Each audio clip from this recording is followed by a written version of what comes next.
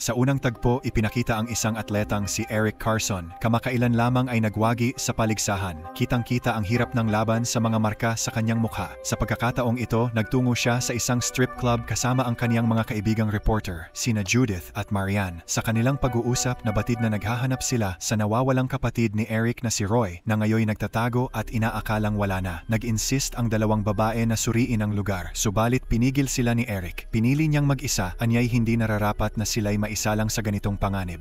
Sa gayong lugar, anong kahangahangang sakripisyo ang ginawa ni Eric? Pagkapasok sa club, inusisa ni Eric sa bartender ang tungkol sa kapatid at nalaman niyang dumadalas doon si Roy nitong mga huling linggo. Palagi siyang abala sa isang stripper na si Aliana. Gamit ang impormasyong ito, tinutukan ni Eric si Aliana at patuloy niya itong binantayan hanggang sa paradahan. Pagkatapos niyang sumayaw, nilapitan si Aliana ng isang mayamang lalaki na nais siyang kunin. Ngunit kanyang tinanggihan ang alok nito katulad ng dati. Nang ang lalaki ay magtangkang pilitin siya, isang suntok sa ulo ang kanyang ginawa na ikinabagsak at ikinamatay agad nito. Wala nang mas hihigit pa sa galit ng isang stripper na ipagtatanggol ang sarili. Si Eric na nagmamasid mula sa malayo ay nagulat at nag-alala kung ito rin ang sinapit ng kanyang kapatid. Pagkakita nito, inilagay ni Aliana ang katawan sa kanyang kotse at umalis. Nais malaman ang katotohanan, dali-daling bumalik si Eric sa kaniyang kasama at ibinalita ang kanyang nasaksihan. Sumunod sila kay Aliana at nasaksihan nilang pumasok ito sa isang bakuran.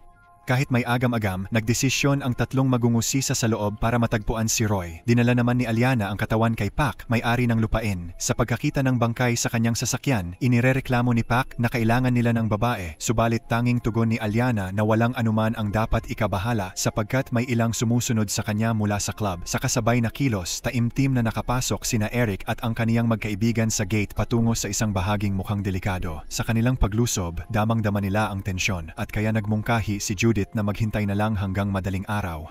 Si Mary ay naniniwala na siya ay tama, ngunit habang sila'y naghahanda ng umalis, may naisip siya. Napagtanto niyang ang lugar na iyon ay dating tirahan ng mga baliw na pag-aari ng isang doktor mula sa Hong Kong, hanggang sa ito'y sinunog ng isang pasyente noong taong 1928. Paano niya ito naalala? Ayon sa kanya, ang doktor ay gumagamit ng kombinasyon ng sinaunang mga halamang gamot ng inchik at puting pulbos na mauupang gamutin ang mga baliw. Bago pa man niya maipaliwanag ng husto, bigla siyang inatake at dinala ng kakaibang nilalang, isang pinagsamang mountain lion at hyena. Takot na takot, ipinipilit ni Judith na tumakas sila, ngunit tumanggi si Eric, sinasabing hindi nila maaaring iwanan si Mary. Eric, hindi mo ba nakita ang kombinasyon ng mountain lion at hyena? Pagkatapos nito, dumaan sina Eric at Judith sa kagubatan at sa huli ay nakarating sila sa isang kastilyong istruktura. Maingat silang pumasok sa loob, ngunit nahuli rin sila ng isang taong baboy, si Gallagher, at ang naunang taong hyena na si Pee-wee. Inilagay ang dalawa sa isang hawla ng mga hayop na ito at umalis nang hindi sinasagot ang kanilang mga tanong.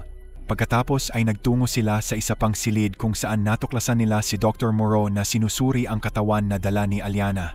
Dito nila naunawaan na ang mga hayop na ito ay produkto ng siyentipikong pag-aaral ni Dr. Moreau. Habang abala siya sa katawan, si Mary na nakapiit sa isang sulok ay umiiyak na palayain na siya. Nangako siyang hindi maglalabas ng impormasyon ukol sa kanya o sa kanyang tanggulan. Subalit, batid ng doktor na reporter si Mary kung kaya't nagdududa siya na matutupad ni Mary ang pangakong iyon. Sa madaling salita, natuklasan ni Dr. Moreau na ang katawan ay taglay ang sakit na yellow fever. Hindi ito angkop para sa galaw ng organ. Nagulantang si Pee-wee na nangangailangan ng transplante nang maalam ito.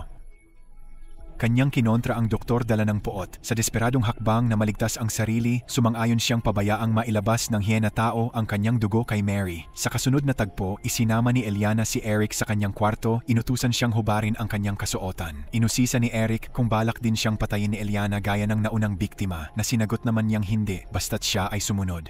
Tuwa siya sa kanya. Kalaunan, nilinis niya bago sila nagsagawa ng maselan na aktibidad. Maglalaro sila ng board game. Pagkatapos, ipinakilala niya ito kay Dr. Moreau bilang paumanhin sa naunang pagkakamali. Sa usapan nila, tinawag ni Eric ang pook na bahay ng mga loko, ngunit itinama siya ni Dr. Moreau. Tawagin ito na bahay ng karamdaman, aking pagkakamali. Hiling ni Dr. Eric na siya'y palayain, ngunit sinalungat ito ni Dr. Moreau, nagsasabing siya man ay preso at sumusunod lamang sa utos. Pagkatapos, paghahandain ni Dr. Moreau ang pag-inspeksyon sa katawan ni Eric sa ilalim ng pagbabantay ni Gallagher at Pee-wee Eric.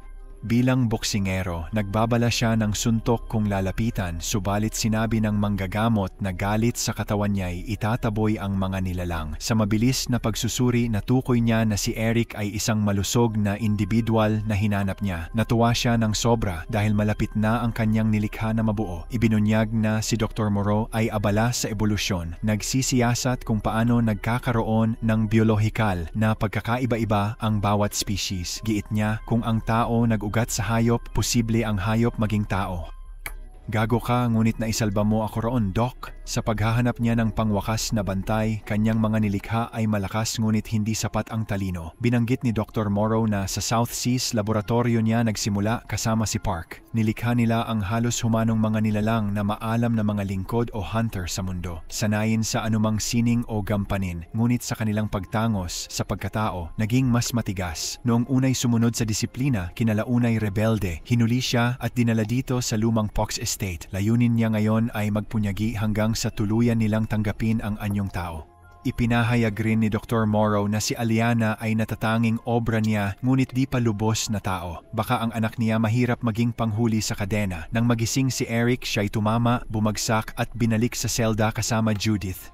Kamalayan, inilantad niya ang lahat sa kanya, pati na rin ang katotohanang hinanap ng doktor ang mga kasiping ng kanyang manimal sa pagtatalik. Sa kabilang dako, makikita si POC na nakikipag-usap sa minamahal niyang anak na si Gorgana, isang manimal na ang transformasyong pagiging tao ay nabigo. Ngunit sa kabila ng kanyang deformidad, ipinangako ni Park na gagawin ang lahat para sa kanyang pagkatao. Sa huli, lumapit siya kay Dr. Morel at iniutos na gamitin ang lahat ng kanyang talino para sa transformasyon ng kanyang anak. Sinabi ng doktor na abala siya sa pag-aasikaso sa magiging anak ni Iliana, ngunit iginiit ni Park ang pagbabayad sa kanyang long-time service. Dumating pa siya sa punto ng pagpapahirap, pinipilit ang doktor na sangayunan.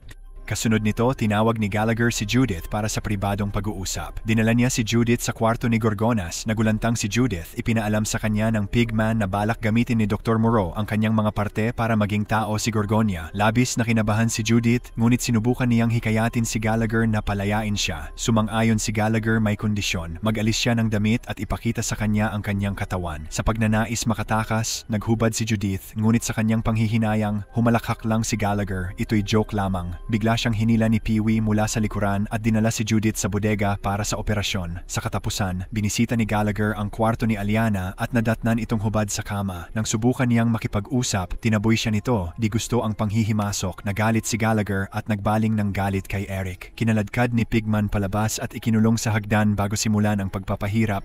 Ipinahayag niya ang kanyang inggit dahil ginusto ng mga hayop katulad ni Aliana ang tao kaysa sa kanilang lahi. Sa kabilang banda, binisita ni Aliana ang hawla upang hanapin si Eric pero nainis nang di makita ang kanyang kapareha. Naglibot siya sa pasilidad hanggang sa marinig ang sigaw ni Eric. Agad niyang tinahak ang pinanggalingan ng ingay at nakita si Gallagher na pinapahirapan ang kanyang kasama. Sa tindi ng galit, inatake niya ang pigman at kinitil ito sa pamamagitan ng pagtulak laban sa matulis na metal. Oh, bacon sa grill. Habang nagaganap ito, tinuturuan ni Dr. Moreau si Pee-wee na dalhin si Judith para sa operasyon. Sumunod si Pee-wee at dinala si Judith, ngunit sa kanyang pagbabalik sa operating room, napansin niya ang patay na katawan ni Gallagher. Labis na nasaktan at nagalit sa pagkamatay ng kaibigan, sumugod siya kay Iliana na nagresulta sa matinding labanan sa pagitan ng dalawang manimals. Ginamit ni Eric ang pagkakataong ito para tumakas, dala si Judith. Hindi nagtagal nakasalubong nila si Dr. Moreau na nag-alok na ipakita sa kanila ang labasan kung isasama nila siya. Duda ang dalawa, ngunit wala silang ibang pagpipilian. Sinimulan nilang buksan ang kanyang kadena ng bigla.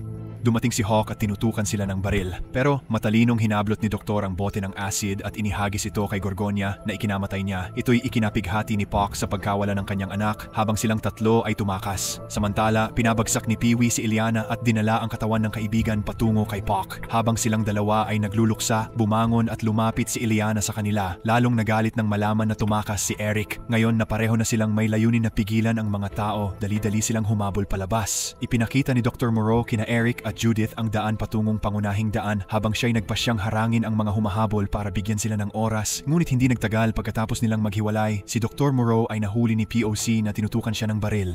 Nag-alok siya ng isang iniksyon na may lason at 2 opsyon ang inihain. Gamitin ito sa kanyang sarili o harapin ang panganib na barilin ni POC. Hinaharap ang tiyak na wakas. Pinili ni Dr. Morrow ang mas madaling landas at ginamit sa sarili ang nakamamatay na gamot. Sa parehong oras, humarap si Pee-wee sa tao at sumiklab ang isang matindi at marahas na engkwentro kasama si Eric. Nagkaroon ng palitan ng puwersa pero si Eric ang umigpaw dahil nagawang itapon ang kalaban sa bitag na puno ng pako. Gayunpaman, hindi pa tapos ang peligro sapagkat nabihag siya ni Aliana mula sa likod at dinala palayo. Iningatan niya ang buhay nito dahil siya lamang ang may kakayanang paligayahin siya.